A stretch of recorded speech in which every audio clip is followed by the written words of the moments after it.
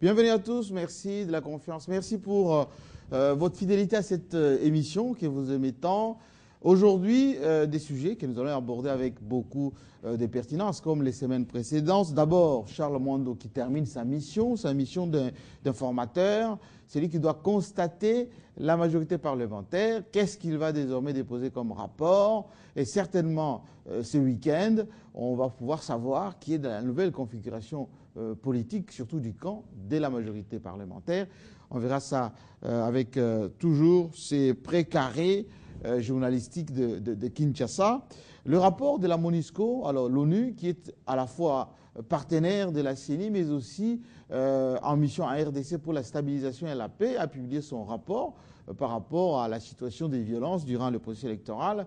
Alors, est-ce que l'ONU est juge et partie? Est-ce que la MONUSCO a tiré, on va dire, des conclusions d'un côté, pas de l'autre? Ça, on va le voir tout à l'heure. Et enfin, le 14e sommet de la francophonie, démarrage, c'était la semaine dernière, avec les délégations qui sont venues ici, notamment de l'EIF, pour confirmer que la RDC aura bel et bien son sommet avec les préparatifs qui sont en cours. Alors, le précaré, je vous l'ai dit, c'est d'abord Marc Moukebaye, qui est l'incontournable de l'émission. Messieurs, je vous transmets les félicitations des internautes par rapport à la pertinence de votre discours.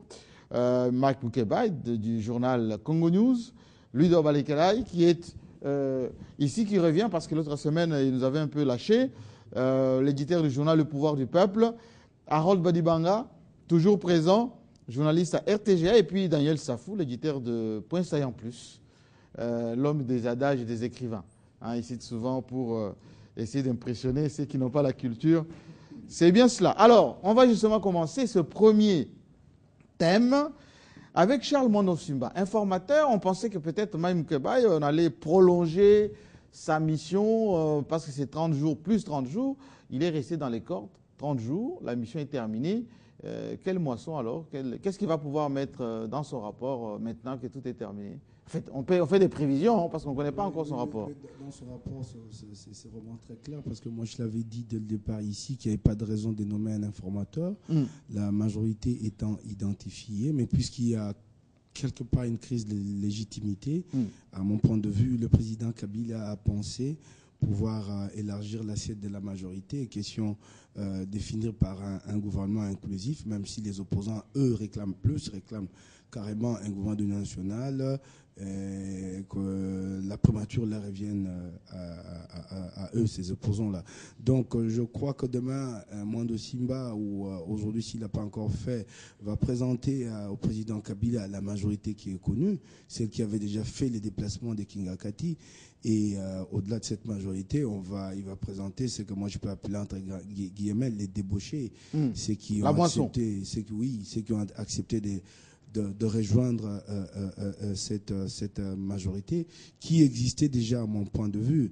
Donc en fait, en réalité, je ne pense pas que cela va faire avancer le Congo si nous partons de l'angle de vue qu'il y a une crise de légitimité, que le président Kabila a reconnu lui-même en partie, ce qu'il avait dit que les élections ont été en partie entachées d'irrégularité, mais que ça n'a pas affecté l'ensemble des résultats. Il l'avait reconnu, peut-être pas en ces termes-là, mais il l'a reconnu.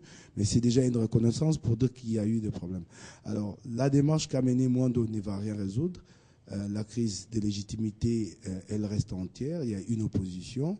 Notamment alors quand on a constaté, Maïm Moukebaye, sans vous couper, que tous sont venus, nonobstant l'absence de Tshisekedi, mais on a vu quasiment tous ces opposants qui se sont pointés, Kamere, mais je crois les autres. Mais je crois que ça mettre à l'actif de notre démocratie. Kengo et les autres. Non, c'est très positif pour notre démocratie que des opposants acceptent de discuter, même s'il y a un problème, plutôt que de se retrancher chacun dans son coin.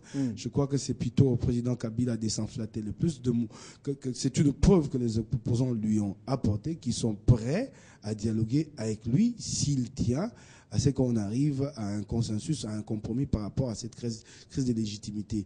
Kamere a fait le déplacement personnellement.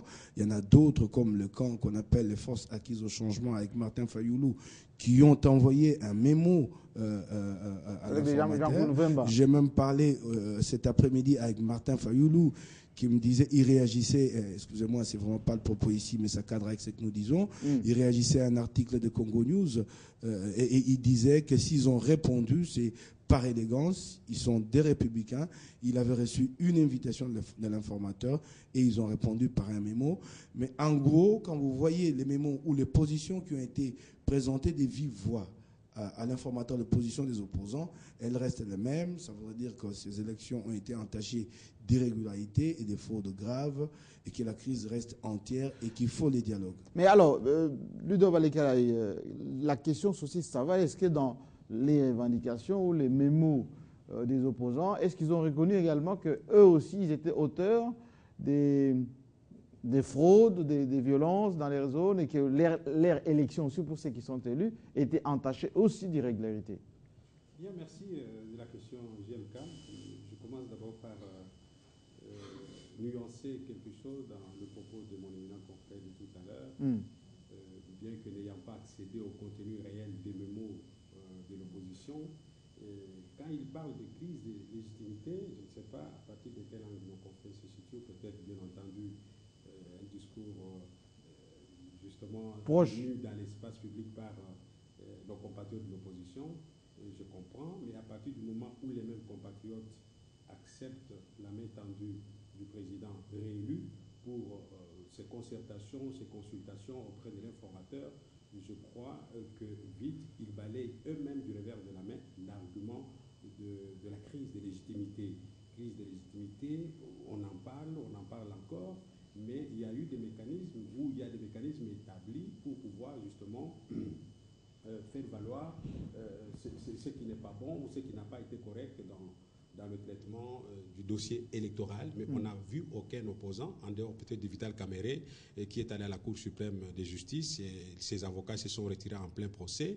Les autres n'ont pas présenté donc leurs arguments pour dire que M. Kabila n'a pas été élu convenablement. Alors de là, parler de la crise de légitimité, au moment où nous voyons que même la communauté internationale est en train de faire le pas vers le Congo, une reconnaissance internationale. Donc c'est encore un discours sur lequel on peut revenir même à d'autres occasions. Alors pour revenir à la démarche de l'opposition, je disais tout à l'heure que je n'ai pas accédé au contenu de leurs mémos, mais je pense qu'en le faisant, j'ai effleuré ça, ils le reconnaissent implicitement qu'il y a un président réélu qui est en place, qui a tendu la main. C'est qu'a dit la fois dernière, ça. Voilà, ils le reconnaissent et ils se remettent même en cause. Moi, je pense que je peux me permettre de dire aujourd'hui, sans peur d'être contredit, qu'il n'y a presque plus d'opposants, pour ne pas dire qu'il n'y a plus d'opposants. Il y en a d'autres qui sont restés dans l'opposition comme l'UDPS, mais la plupart, leur gesticulation démontre bien entendu qu'ils ne veulent pas chômer pendant 5 ans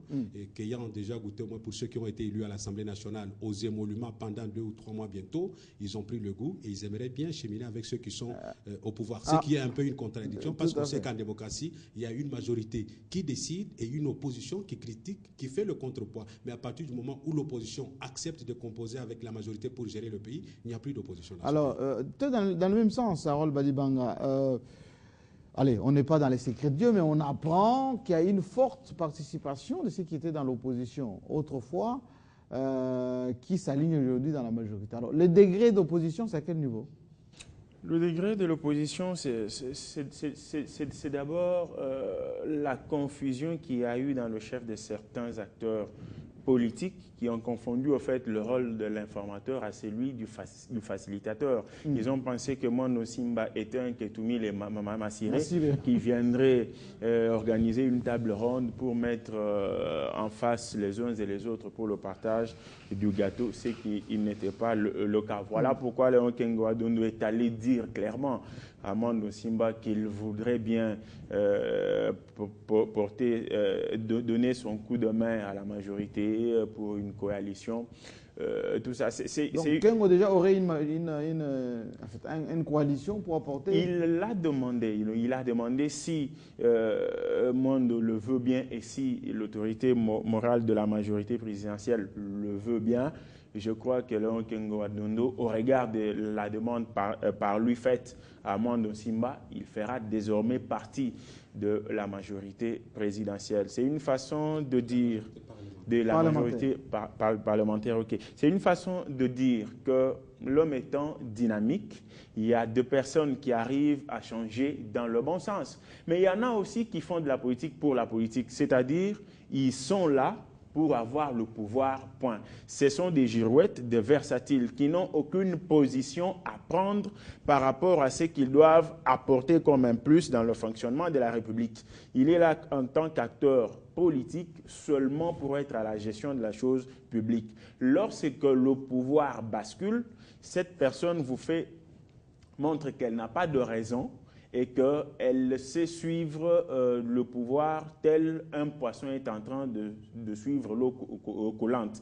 C'est malheureusement l'impression que les politiques congolais sont en train de nous donner, étant donné que nous avons toujours soutenu haut et fort que la majorité a sa raison d'existence, si et seulement si il y a une opposition qui joue au fait le rôle de la police dans le sens de la gestion de cette majorité.